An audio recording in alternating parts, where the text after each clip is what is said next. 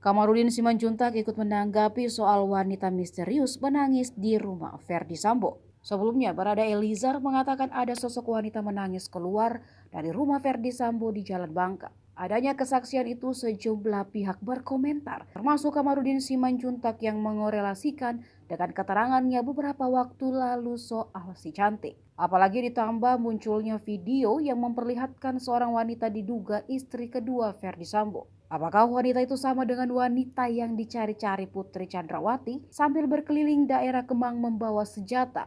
Pada Juni lalu, Kamarudin Simanjuntak menyebut wanita menangis yang ada di rumah Verdi Sambo itu adalah si cantik yang disebutnya. Si cantik yang dimaksud Kamarudin juga wanita berseragam coklat.